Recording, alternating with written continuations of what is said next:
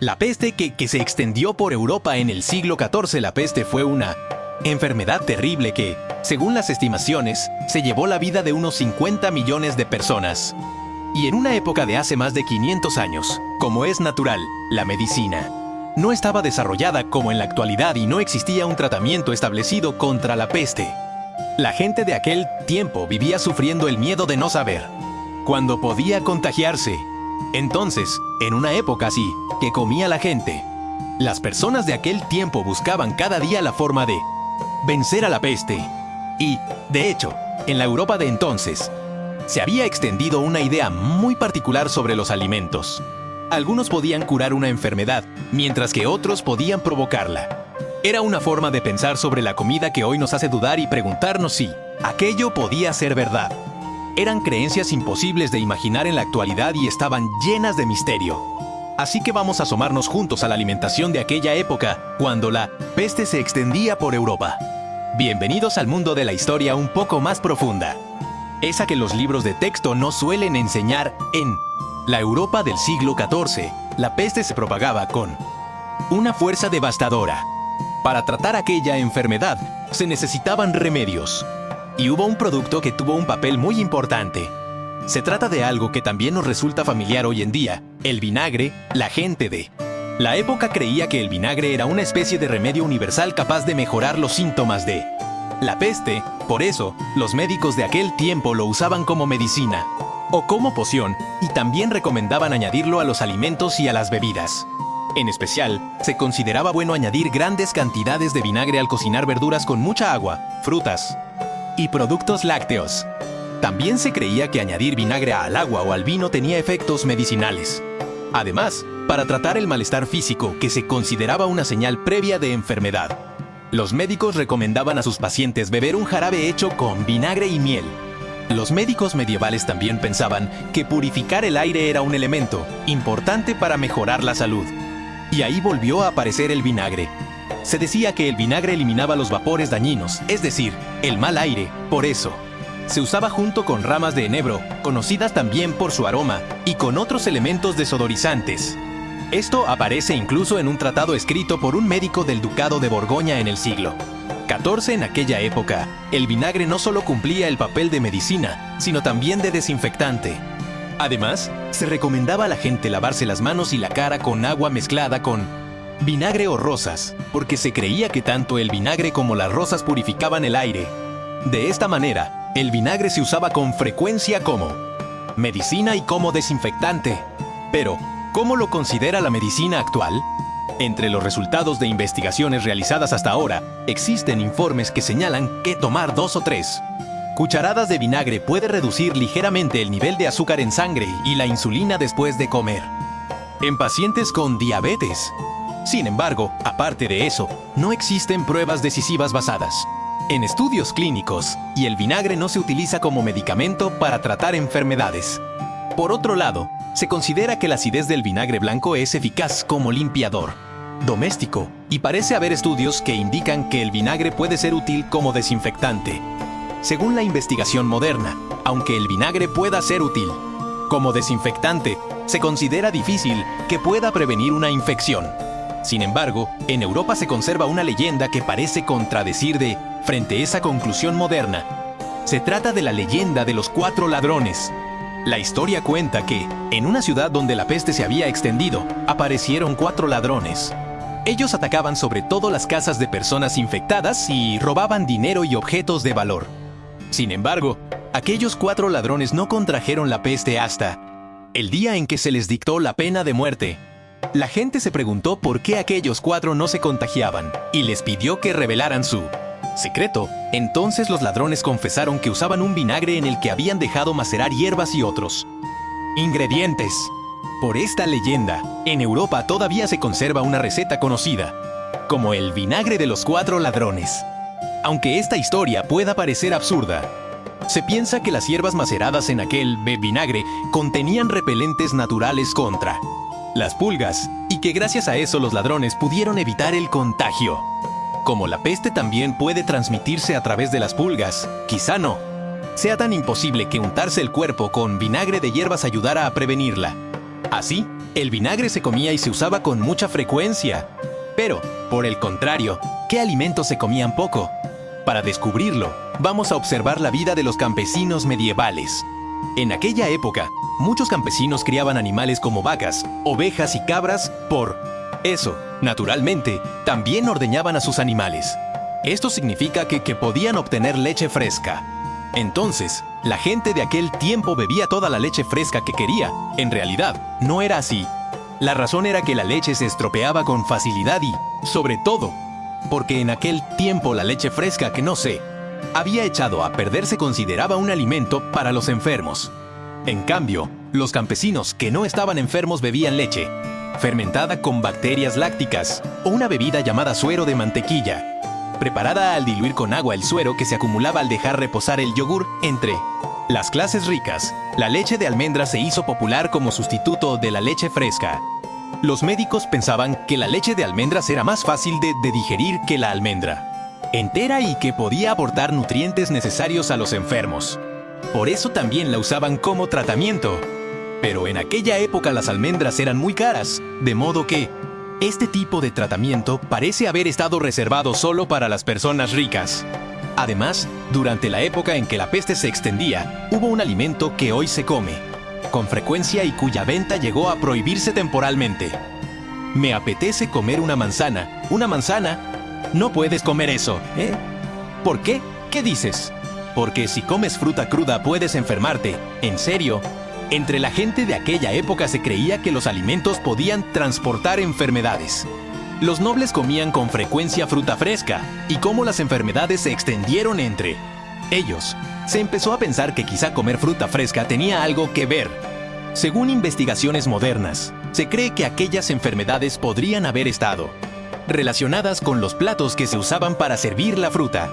Sin embargo, en aquel tiempo el rumor de que la fruta fresca estaba implicada se fue extendiendo cada vez más, y en 1569 las autoridades inglesas prohibieron la venta de fruta cruda.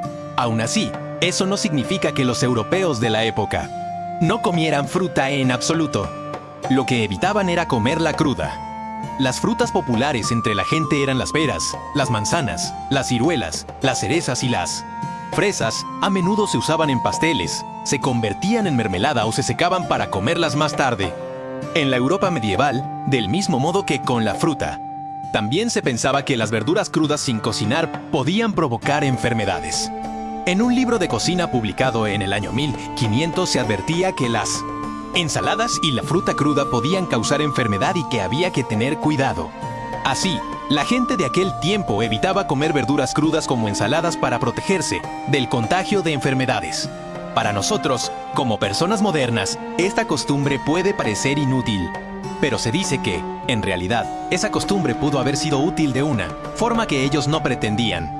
Según investigadores modernos, existen registros que indican que, al vender productos agrícolas, algunos vendedores los limpiaban con saliva, y se dice que esta práctica continuó hasta finales del siglo XVIII. Si imaginamos productos agrícolas cubiertos de saliva y comidos crudos, da escalofríos. Por supuesto, incluso cocinado sigue siendo desagradable, pero parece mejor que comerlos crudos. Por cierto, el tipo de verduras al que podía acceder una persona solía depender de la clase social a la que pertenecía. Los campesinos medievales cultivaban muchas verduras comunes como zanahorias, coles y guisantes. Entre los pobres, sobre todo, era frecuente comer zanahorias y coles, y parece que algunas personas casi no tenían otra cosa que zanahorias para comer. Que incluso las verduras que se podían comer estuvieran determinadas por la clase social nos hace sentir cierta anormalidad en aquella sociedad feudal. Como hemos visto hasta ahora, en aquel tiempo se creía que las frutas y verduras crudas podían ser causa de enfermedad. Entonces, ¿qué ocurría con la carne, que puede considerarse el alimento principal de una comida? Curiosamente, a diferencia de la fruta y las verduras, la carne no era vista como un problema especial. En la Europa medieval, la carne se comía de forma habitual, pero la cantidad y el tipo de carne que se podía consumir dependían de la clase social, igual que ocurría con las verduras. Además, los campesinos criaban vacas y ovejas, y cuando dejaban de producir leche o alcanzaban cierta edad, las comían como alimento. La carne de vaca y de oveja era relativamente barata y fácil de conseguir. por lo que se consumía de manera común. Por supuesto, los nobles también comían carne de vaca y de oveja, pero no se limitaban a alto. Eso, los nobles comían carnes de animales salvajes más valiosos, como jabalíes, focas, pavos reales e incluso delfines. Se decía que cuanto más raro era el animal, más alto era su valor. Las verduras no se podían comer porque podían enfermarte, pero la carne no tenía problema. Suena un poco como la excusa de un niño que solo quiere comer carne. Cuando hablamos de la Edad Media, también hablamos de una época en la que el comercio con otros países se volvió más activo. Por eso comenzaron a importarse muchas especias, como la canela, la nuez moscada y el clavo. Estas especias eran tratadas como productos raros y lujosos. Esto se debía a que, en aquel tiempo, los comerciantes árabes monopolizaban el comercio de especias, y las especias llegaban a Europa desde las Indias Orientales. Pero como era difícil obtener grandes cantidades desde allí, acabaron siendo consideradas productos extremadamente caros. Por otro lado, las hierbas frescas, a diferencia de las especias, podían ser conseguidas por un número relativamente mayor de personas. Hierbas como la salvia, el perejil y la menta se usaban para realzar el sabor de los platos, pero en aquella época también se utilizaban como ingredientes medicinales y se empleaban para tratar todo tipo de enfermedades, incluida la peste. Por ejemplo, el cilantro se usaba para bajar la fiebre. También se decía que el anís, considerado una de las especias más antiguas del mundo, curaba la flatulencia, es decir, la acumulación de gases en el intestino. Además, se decía que el romero evitaba tener pesadillas durante el sueño. Por cierto, la ciencia moderna no ha podido confirmar una base científica para estos tratamientos. Así, las hierbas se usaron con frecuencia para tratar enfermedades. Pero hablando de tratamientos mediante la comida, entre los siglos XII y XIII se ideó una sorprendente dieta terapéutica que hoy nos resultaría impensable. Esa dieta consistía en beber cerveza y vino, dan ganas de decir, ¿esto es una broma de tratamiento? Pero se trataba de un régimen dietético conocido como Regimen Sanitatis Salernitanum, y estuvo de moda entre la gente de la época. ¿En qué consistía? En beber cerveza en el desayuno y vino especiado en la cena. Por supuesto, si había una fuente de agua de buena calidad, también se bebía agua. Pero las tierras europeas no estaban tan favorecidas por fuentes de agua como Japón, y la gente prefería beber cerveza o vino en lugar de agua. Además, la gente de aquel tiempo consideraba importante elegir cerveza y vino de buena calidad para mantener la salud, como se creía que beber cerveza o vino de mala calidad dañaba la salud. Existían criterios para distinguir las buenas bebidas. Por ejemplo, se consideraba que una buena cerveza debía ser clara, no tener acidez, estar elaborada con cereales de calidad y haber fermentado y madurado correctamente.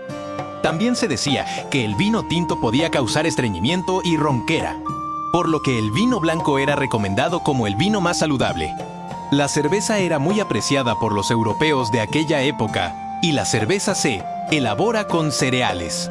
Por eso, cereales como el trigo eran indispensables para la gente de entonces. De hecho, se dice que los campesinos de la época comían hasta 3 kilos de cereales al día. Convertían los cereales en cerveza, por supuesto, pero también en pan y en muchos otros platos. Entre todos ellos, el pan era tan importante que prácticamente no pasaba un solo día .s&n que lo comieran. El pan era tan importante para la gente que, en realidad, también servía para algo más que para comer. Sorprendentemente, la gente de aquel tiempo también usaba el pan para protegerse de la peste. ¿A qué me refiero? A que usaban el pan de una forma parecida a una mascarilla moderna. El escritor Benson dejó escrito que, al visitar Alto, un enfermo se llevaba pan o una esponja empapados en vinagre, y al encontrarse con el enfermo, se sostenía el pan delante de la nariz para protegerse de los gérmenes.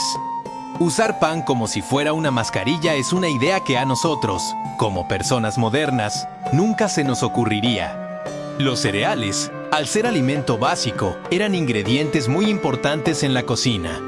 Pero los condimentos también cumplen un papel indispensable. Como ya hemos mencionado, las especias eran muy valoradas en aquella época, y además de ellas, el azúcar era algo que todos deseaban. Entre los condimentos usados en la Europa medieval, era especialmente valioso el azúcar. Llegó a Europa desde la India en la Baja Edad Media. Pero como su cultivo, procesamiento y transporte requerían mucho esfuerzo, también se importaba desde el norte de África. En aquella época el azúcar era extremadamente caro, pero parece que era popular entre las clases altas y especialmente entre los ingleses. Ese azúcar se usaba para cocinar verduras, conservar frutas y también se recetaba como medicina. En una época en la que la medicina no estaba desarrollada, quizá cualquier cosa podía convertirse en remedio. Durante las grandes epidemias de peste, en Europa también se comía, a menudo gachas, y a veces se comían junto con verduras. Como las gachas combinan con casi cualquier ingrediente, se convirtieron en un alimento básico, especialmente para los europeos con menos recursos. No tenían mucho sabor y no eran demasiado deliciosas, pero eran fáciles de comer y muy útiles para obtener nutrientes. El potaje también era uno de los platos que se comían con frecuencia, igual que las gachas. El potaje es una sopa espesa preparada al cocer cereales, verduras, carne y otros ingredientes. A veces se comía junto con pan que se había endurecido con el paso de los días, conocido como trenchos. Como el potaje contiene muchos ingredientes, es nutritivo y además permite aprovechar el pan duro. Es como matar dos pájaros de un tiro. La peste golpeó con fuerza en el siglo XIV, pero después volvió a extenderse varias veces por Europa. En medio de todo eso, ¿sabías que hubo una época en la que la cultura alimentaria cambió casi como si respondiera a las epidemias? Por ejemplo, en el siglo XVII se puso de moda la limonada. Y se dice que esta moda de la limonada pudo haber impedido la propagación de la peste en París. Según una investigación, ciertos componentes de la cáscara de limón habrían eliminado las pulgas que en el pasado habían extendido la peste. Es decir, la moda de la limonada hizo que se tiraran muchas cáscaras de limón por la ciudad. Luego las ratas de París mordisqueaban esas cáscaras. Como resultado, las pulgas que causaban la peste pudieron ser ahuyentadas y por eso se piensa que quizá la peste no volvió a propagarse en París. Sin embargo, esta moda de la limonada fue simplemente una coincidencia. La gente europea de aquel tiempo no pensaba que beber limonada la hiciera más saludable.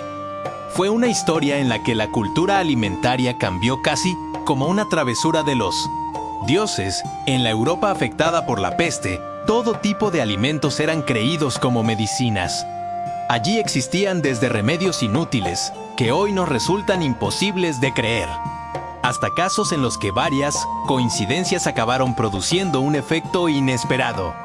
En Japón existe un remedio popular según el cual, cuando alguien se resfría, se envuelve el punto cegüello con puerro. ¿De verdad cura algo así? La historia del mundo todavía está envuelta en misterios. Sigamos viajando juntos para asomarnos a esos misterios. Nos vemos en el próximo viaje. Muchas gracias por ver el video.